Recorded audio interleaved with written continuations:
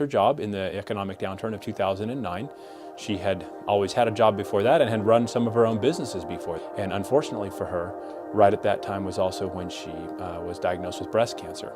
She purchased Cobra to continue getting some insurance coverage even after she lost her job, and was able to get the cancer removed from the breast. And they said to her, well, we think we got all the cancer, but you never can tell for sure when you take it out.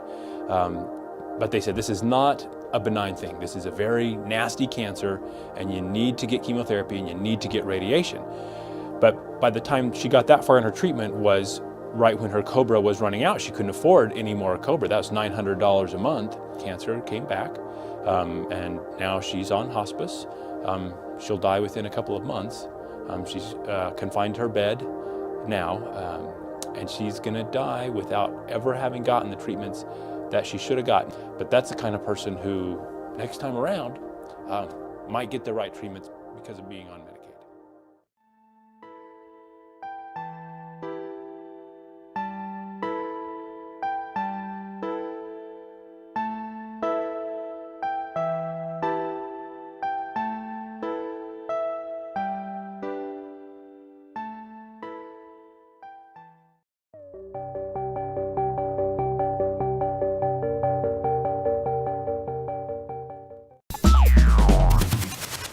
What is Medicaid?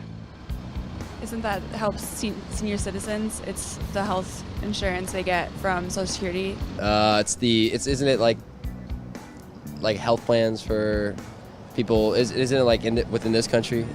Medicaid is something that is offered to the elderly. It helps individuals that cannot, well, the elderly or the uninsured, like the babies or mothers that do not have health care.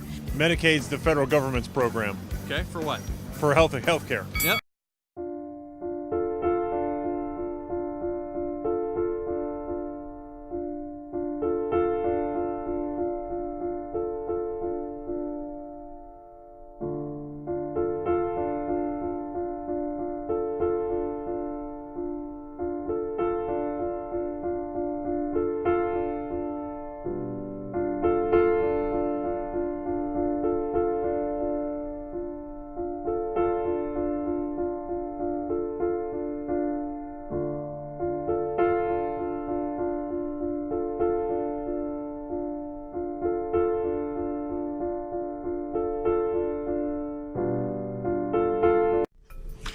On May 2014, Becky Larkhart, a Republican member of the Utah House of Representatives, stated in a press conference that it is best not to make an almost permanent decision on a Medicaid plan that could cost Utah taxpayers tens of millions in afternoon special session, when it would be better to consider such an important budget issue in the 2015 general session where all spending proposals can be considered in total.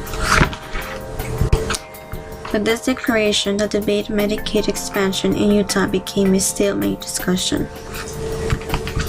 While a promised special session was declared, no definitive date was given, and many believe it might not even take place until late 2015.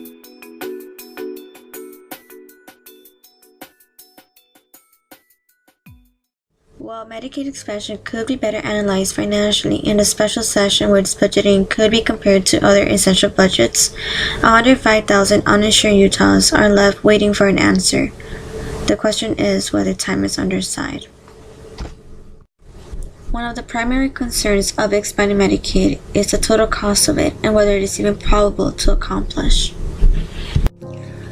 Under the Affordable Care Act, during the next 2 years, the federal government commits to paying 100% of the cost of the Medicaid expansion. But after the 2 years, it will be paying only 90% of the cost, leaving the state paying 10% of the total cost of the Medicaid expansion. What many states worry about is how they'll be able to cover those future costs, and whether the federal government is even capable of keeping its promise of covering the majority of the Medicaid expansion. And considering the overall cost of Medicaid expansion and the nation's overall debt, they're not wrong in worrying.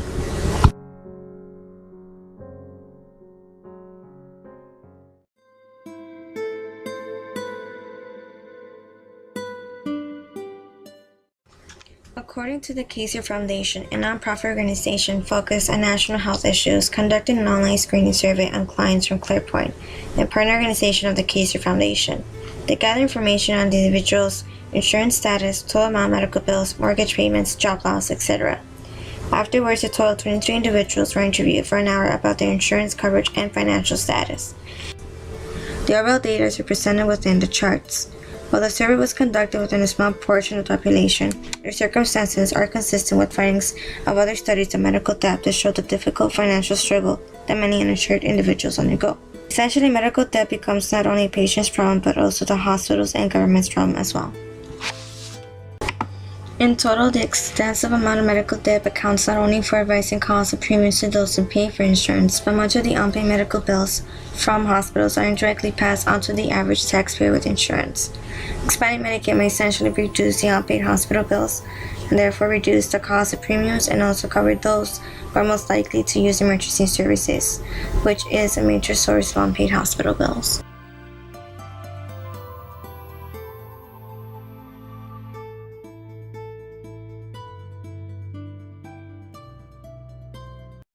The Oregon experiment conducted by Sarah Tubman and Catherine Baker involved studying the effects of Medicaid. The two scholars randomly selected individuals who had Medicaid and those who were uninsured to better test the actual benefits of Medicaid.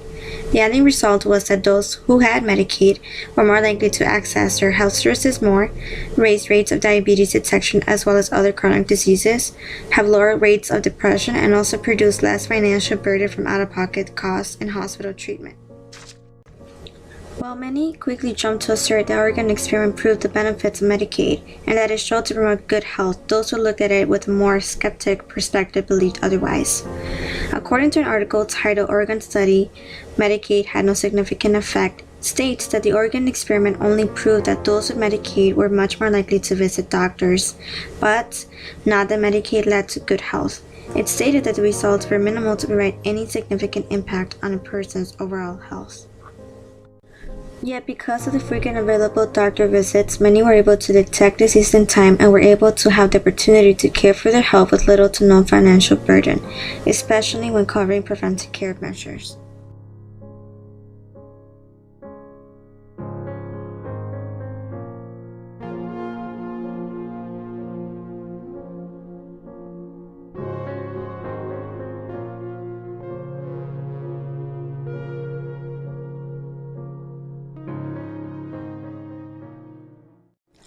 The Kaiser Foundation, through its collection of various experiments and sources, reaffirms the results of the Oregon experiment. They initially compared the effects of Medicaid on low-income families as opposed to low-income families that were uninsured. The overall results showed that Medicaid not only relieves medical debt, but it also shows that those with Medicaid have better mental health, more access to health services such as preventive care, better health care, and also more access to specialist doctors. While both studies don't prove that Medicaid ensures good health, it does, however, show that Medicaid does provide many the opportunity to obtain a good health as opposed to those who don't have any kind of insurance.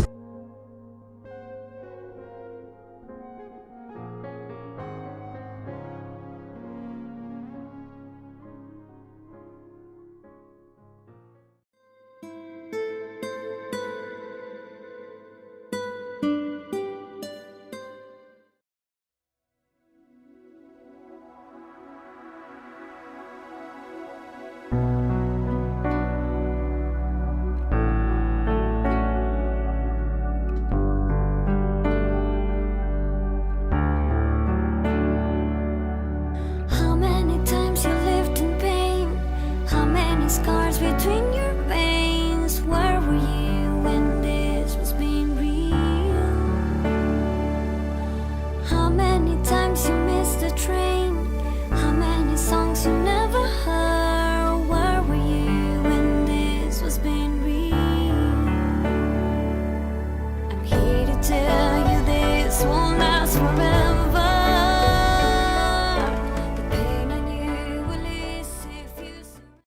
People, individuals don't have insurance. That's not right. That's not justice. It's not a political thing. Have compassion.